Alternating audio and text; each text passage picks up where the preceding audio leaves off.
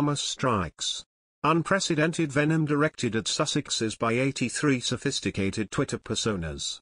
Just 83 Twitter accounts are responsible for around 70% of the abuse directed towards Harry and Meghan, new analysis has revealed.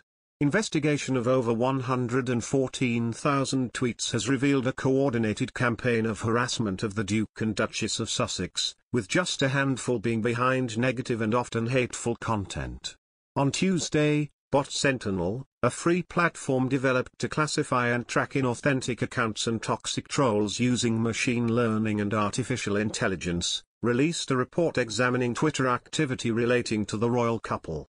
It found that the coterie of accounts used their combined 187,631 followers to fuel their campaign of negativity, with the analytics service chief suggesting that the level of complexity usually comes from people who are paid for such targeting. The report identified 55 primary accounts, which produced the majority of the negative content against Meghan. Another 28 users were deemed secondary accounts, which amplified the tweets of the core group. In the report, Bot Sentinel estimates that the accounts have a combined reach of at least 17 million users. A Twitter spokesperson told BuzzFeed that they are actively investigating the information and accounts referenced in this report. We will take action on accounts that violate the Twitter rules. Twitter's terms of service forbid activity that harasses or intimidates, or is otherwise intended to shame or degrade others. The Duke and Duchess have often decried the online abuse that they receive as high-profile figures. They do not currently have any social media presence, and neither does their charitable foundation Archie. The Archie website is used by the couple to make announcements and statements. In an interview in January, Harry said the two would revisit social media when it feels right for us, perhaps when we see more meaningful commitments to change or reform.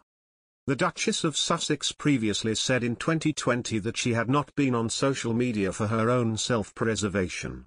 Christopher Boozy, CEO of Bot Sentinel, which has previously analyzed campaigns to discredit the results of the US election in 2020 and coronavirus disinformation, said the hate towards the royal couple was unlike anything he had seen before. He said the users the report identified were operating in a more clever way than we would normally see. Mr. Boozy added that he believed that the accounts were real humans, rather than bots. He said, "This campaign comes from people who know how to manipulate the algorithms, manipulate Twitter, stay under the wire to avoid detection and suspension. This level of complexity comes from people who know how to do this stuff, who are paid to do this stuff."